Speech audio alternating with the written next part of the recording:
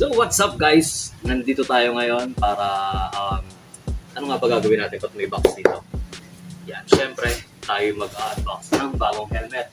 So itong helmet natin na to is yung ID helmet or ang pangalan dati talaga nito is Index. Kung hindi ako nagkakamali. So itong Index helmet is yung yan XL na ID Rocket. Rocket ang ano niya, pangalan ng helmet. So bubuksan na natin. So bagong-bagong helmet to. I-unbox natin siya and check natin kung ano itsura nitong helmet na to. Pasado ba sa atin? Yan talaga siya, wala na siyang tape. So sa loob ng helmet, meron siyang kasamang yan. Bubble lens. Parang katulad sa mga classic helmets na tulad ng Bell. Na bubble siya, hindi siya yung flat na lens. So sealed pa siya. Kaya kakapit din natin siya doon sa helmet.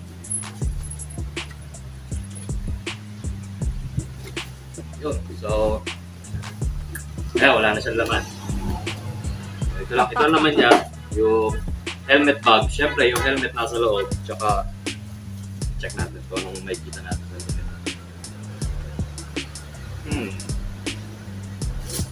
Uy. Ito. Damn. Bulaga.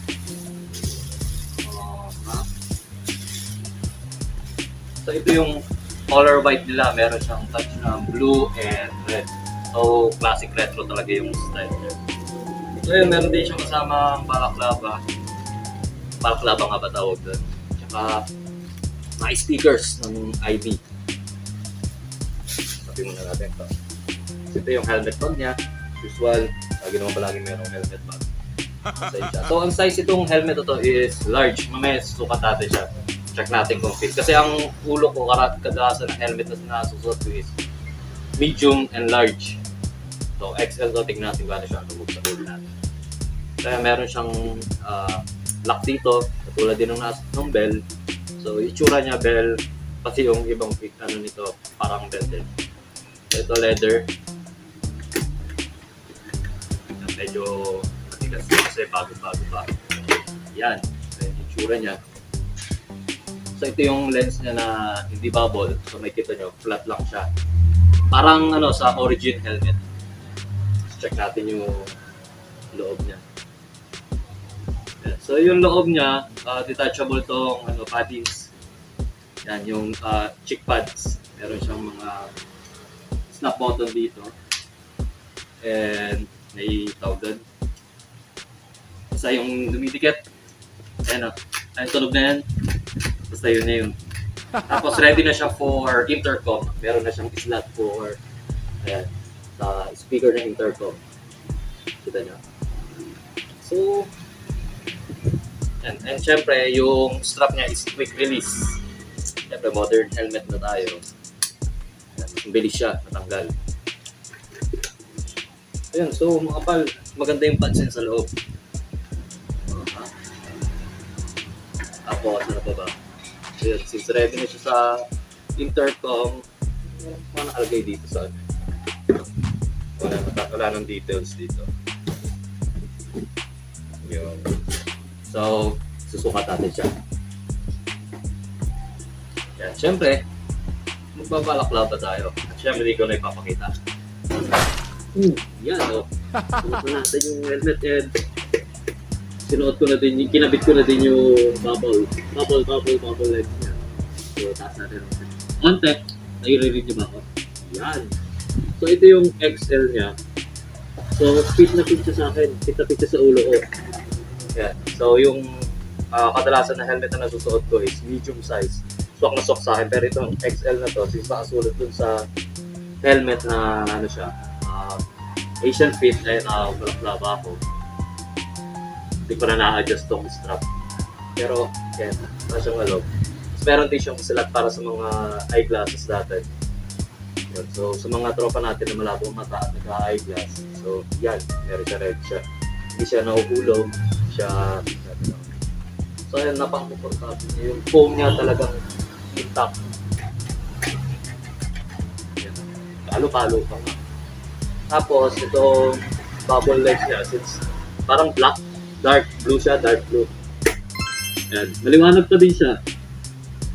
Ayan, so nakikita ko pa kayo. Nakikita nyo ako. Wala.